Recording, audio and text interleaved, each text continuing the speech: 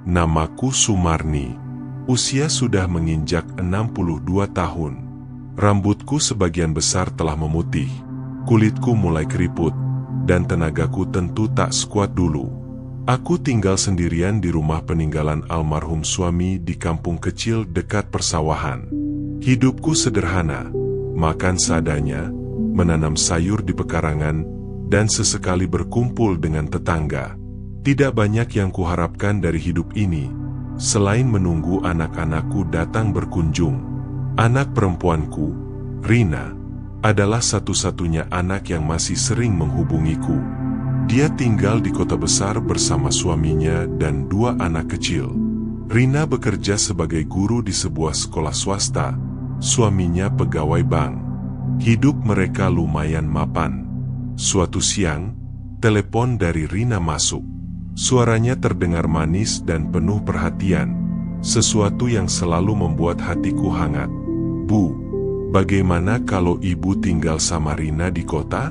Supaya ibu nggak sendirian di kampung. Lagi pula, Rina kan kangen banget sama ibu, katanya. Jujur saja, saat itu hatiku mekar seperti bunga yang terkena sinar pagi. Sudah lama aku mendambakan kehangatan keluarga. Aku membayangkan tinggal bersama Rina, bangun pagi dengan suara cucu-cucu berlarian, makan bersama di meja, dan duduk santai sambil bercakap-cakap di sore hari. Aku tidak berpikir panjang. Aku langsung menyetujui tawaran Rina tanpa ragu. Hari itu juga aku mulai berkemas. Kumasukkan beberapa baju, mukena, dan foto almarhum suami ke dalam koper tua. Rumah di kampung kutitipkan pada tetangga. Dalam hati, aku merasa seperti mendapatkan kehidupan baru. Perjalanan menuju rumah Rina memakan waktu hampir 7 jam.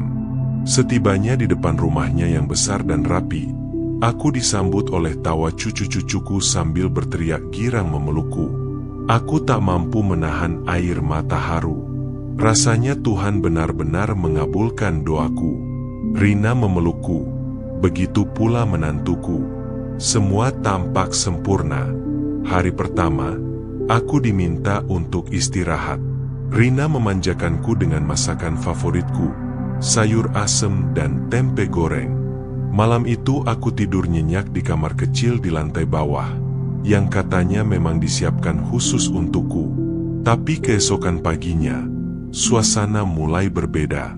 Pukul 5 pagi, aku sudah terbangun. Tiba-tiba Rina mengetuk pintu. Bu, tolong jagain anak-anak ya. Rina sama Mas mau berangkat kerja.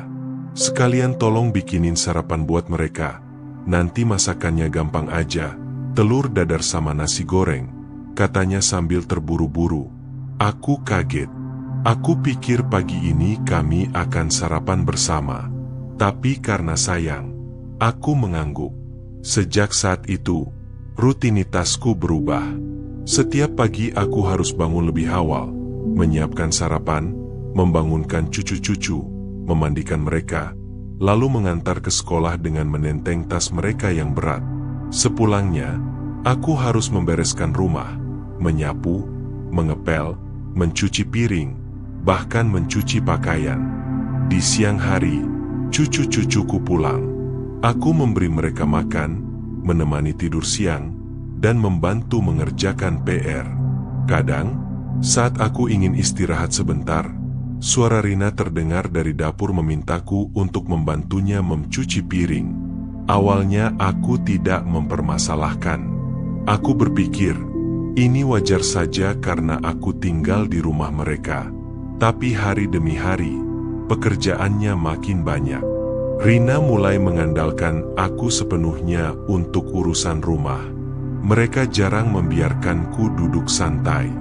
Bahkan di hari Minggu, yang seharusnya waktu keluarga berkumpul, aku justru sibuk di dapur menyiapkan makan siang.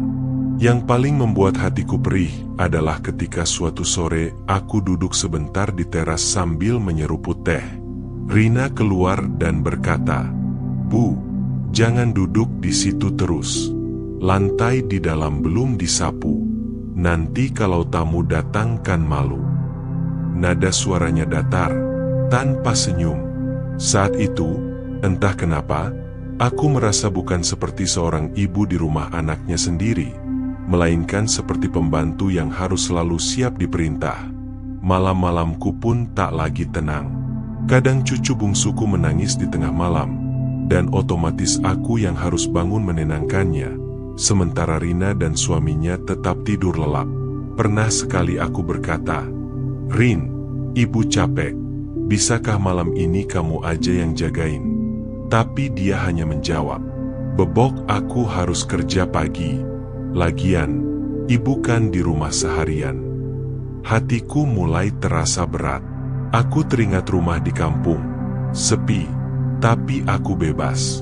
Aku bisa duduk di teras kapan saja, menyapu halaman sambil mendengar kicau burung, dan tidur siang tanpa harus khawatir ada yang memanggil. Namun di sini, meski rumah ramai, hatiku kesepian. Kesepian yang berbeda, kesepian karena tidak dihargai. Hari-hari berikutnya seperti tidak memberiku kesempatan bernapas. Rina pulang dari sekolah sore hari, tapi bukannya mengajakku duduk bercerita. Ia langsung sibuk dengan gawainya atau pekerjaan lain. Kadang ia hanya berkata, "Besok aku ada rapat pagi, jadi tolong anak-anak dibangunin lebih awal biar nggak telat." Dan aku mengangguk lagi, seolah-olah ini memang tugasku.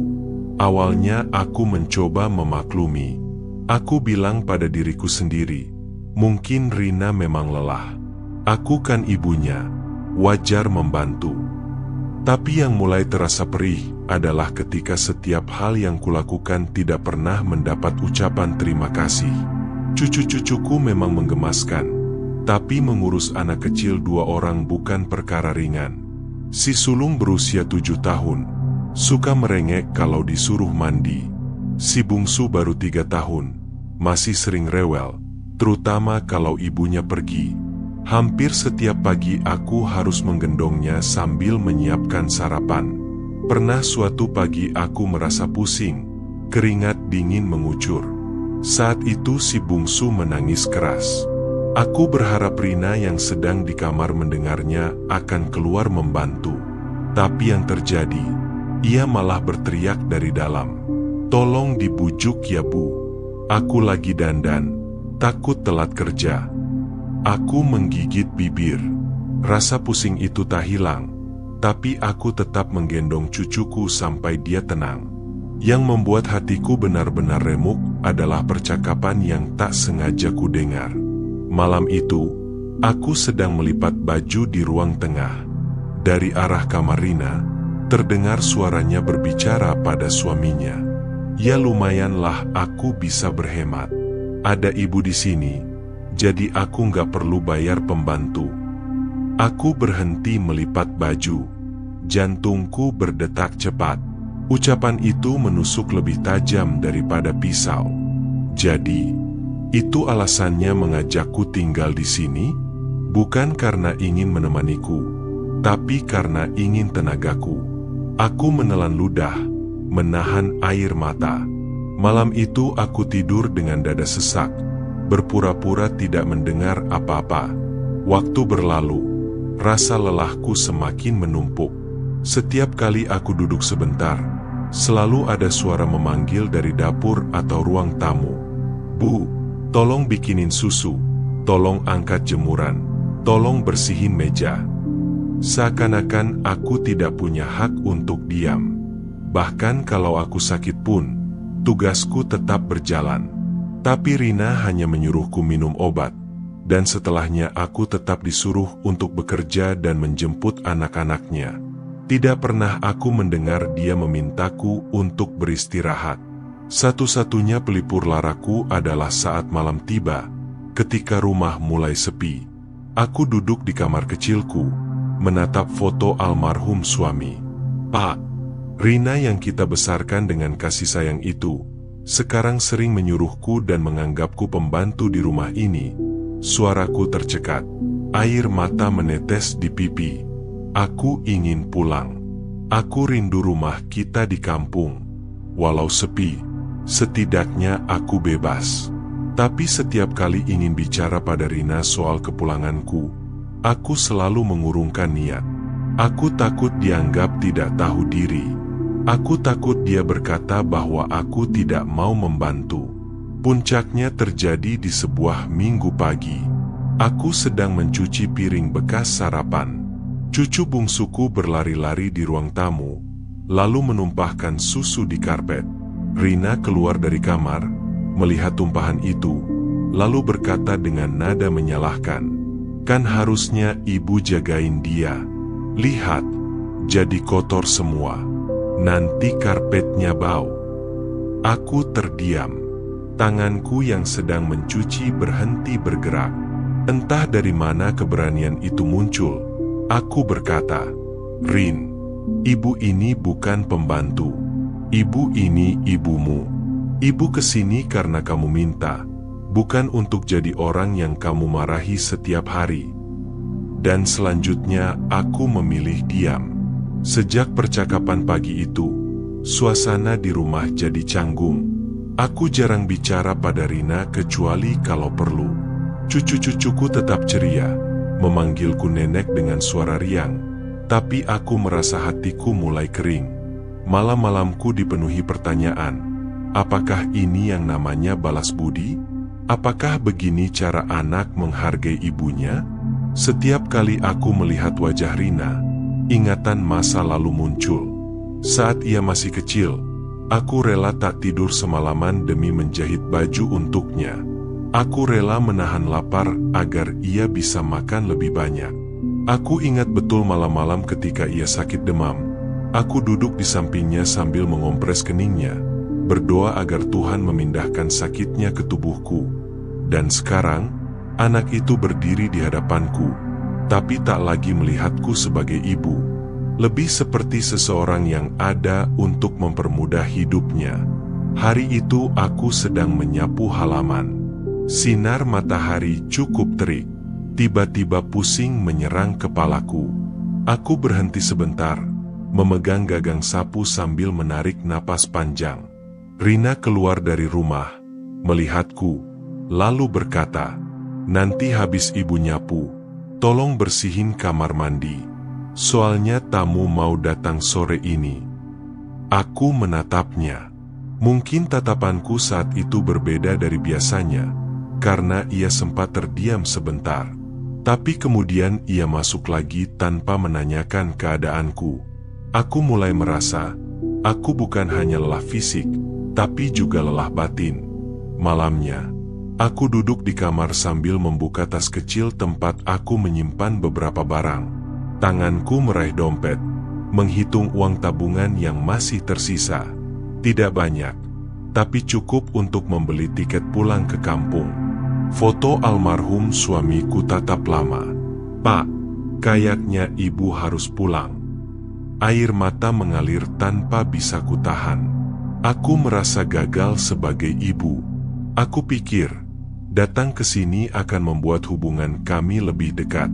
Ternyata yang terjadi justru sebaliknya. Beberapa hari kemudian, aku memberanikan diri membicarakan niatku pulang. Saat Rina sedang duduk di ruang tamu sambil menonton televisi, aku duduk di sebelahnya. "Rin, ibu kepikiran mau pulang ke kampung," ucapku pelan. Ia menoleh sebentar, lalu bertanya, "Kalau ibu pulang, nanti siapa yang jagain anak-anak? Siapa yang bersihin rumah?" Kata-kata itu seperti palu yang memukul hatiku. Jadi bukan perasaan atau kebahagiaanku yang ia pikirkan, tapi siapa yang akan menggantikan tugasku di sini? Aku tidak menjawab. Malam itu aku tidak bisa tidur. Aku tahu, kalau aku terus menunda, aku akan semakin tenggelam dalam perasaan tidak dihargai ini. Keesokan harinya, aku mulai mengemas barang-barangku diam-diam. Koper tuaku kembali kuisi dengan baju, mukena, dan foto suamiku. Saat melipat baju, tanganku gemetar. Hatiku berdebar antara lega dan sedih. Cucu-cucuku belum tahu. Aku tahu mereka akan sedih. Tapi aku harus memilih diriku sendiri kali ini. Pagi harinya, Sebelum Rina berangkat kerja, aku memanggilnya. Ibu sudah pesan tiket pulang. Besok ibu pergi. Rina menatapku, ekspresinya campur antara terkejut dan kesal. Aku menarik napas dalam-dalam. Hari terakhirku di rumah Rina, aku habiskan bersama cucu-cucuku. Kami bermain di ruang tamu, aku memasak makanan kesukaan mereka, dan memeluk mereka lebih lama dari biasanya. Malamnya, ketika semua sudah tidur, aku keluar ke teras, menatap langit kota yang penuh lampu, berbeda jauh dari langit kampung yang gelap tapi bertabur bintang. Hatiku terasa berat, tapi juga lega. Berat karena meninggalkan cucu-cucuku, lega karena akhirnya aku bisa kembali ke tempat di mana aku dihargai, meski hanya oleh sepi dan kenangan. Pagi itu, udara terasa berbeda. Aku bangun lebih awal dari biasanya. Bukan untuk menyiapkan sarapan atau memandikan cucu, tapi untuk membereskan sisa barang-barangku yang belum sempat dikemas. Rina keluar dari kamarnya, sudah berpakaian rapi untuk berangkat kerja. Pandangannya sekilas tertuju pada koper di sudut ruang. "Jadi beneran mau pulang, Bu?" tanyanya datar. Aku mengangguk. Tidak ada percakapan panjang. Di dalam hati, aku berharap ia akan menahanku, mengatakan ia menyesal, atau setidaknya mengucapkan terima kasih. Tapi itu tidak terjadi. Cucu-cucuku hanya menatapku dengan mata bulatnya, lalu memeluk kakiku erat. Tanganku mengelus kepalanya. Aku berusaha mengingat setiap detil wajah mereka, karena aku tahu, jarak akan membuat pertemuan berikutnya terasa lama sekali. Ketika mobil yang dipesan untuk mengantarku ke terminal datang, aku menarik koper ke depan rumah. Rina membantuku membawanya ke bagasi, tapi tetap tanpa banyak bicara. Aku berdiri sejenak di depan pintu rumahnya. Rumah yang awalnya kubayangkan akan penuh tawa dan kebersamaan, tapi justru memberiku pelajaran pahit. Sebelum masuk ke mobil, aku berkata pelan, "Rin, jaga dirimu baik-baik. Dan ingat, ibu itu bukan pembantu. Kalau nanti kamu punya kesempatan untuk memperlakukan orang tuamu dengan lebih baik, lakukanlah. Karena waktu nggak bisa diputar lagi." Rina menunduk, tapi tidak menjawab. Perjalanan ke terminal terasa panjang. Aku memeluk diriku sendiri, berusaha menghangatkan hati yang terasa dingin. Sampai di terminal, aku duduk menunggu bus. Saat bus datang, aku segera naik dan duduk di kursi dekat jendela. Saat kendaraan mulai melaju, air mata yang kutahan akhirnya jatuh. Aku tidak menutupinya, biar saja mengalir. Karena itu adalah sisa-sisa luka yang harus dikeluarkan. Sesampainya di kampung, suasana sepi menyambutku. Rumput di halaman sudah agak panjang, debu menempel di jendela. Tapi begitu aku membuka pintu rumah, aroma kayu tua dan kenangan masa lalu membuatku merasa pulang menuju ketenangan. Aku menaruh koper di sudut kamar, lalu duduk di kursi rotan kesayanganku di teras. Di depanku, sawah membentang hijau. Angin berhembus pelan, membawa suara jangkrik dan burung. Tidak ada suara orang memanggil untuk menyuruh ini itu. Tidak ada tatapan yang menganggapku beban atau tenaga gratis. Aku menghela napas panjang. Ada kesedihan yang belum sepenuhnya hilang, tapi juga ada rasa bebas. Aku tahu, mungkin suatu hari aku akan rindu cucu-cucuku. Mungkin aku akan menerima telepon dari Rina lagi. Tapi kali ini, aku akan berhati-hati. Aku tidak akan lagi mengorbankan ketenangan jiwaku hanya demi memenuhi harapan orang lain yang tidak menghargai kehadiranku. Pelajaran yang kupetik sederhana, menjadi ibu tidak berarti harus menyerahkan seluruh tenaga tanpa batas.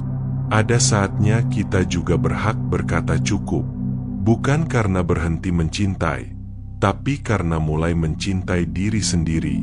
Dan malam itu, di bawah cahaya bulan yang lembut, untuk pertama kalinya setelah sekian lama, aku merasa tenang. Terima kasih sudah menonton sampai akhir. Jika cerita ini menyentuh hatimu, jangan lupa subscribe, tinggalkan komentar, dan bagikan ceritamu di kolom bawah.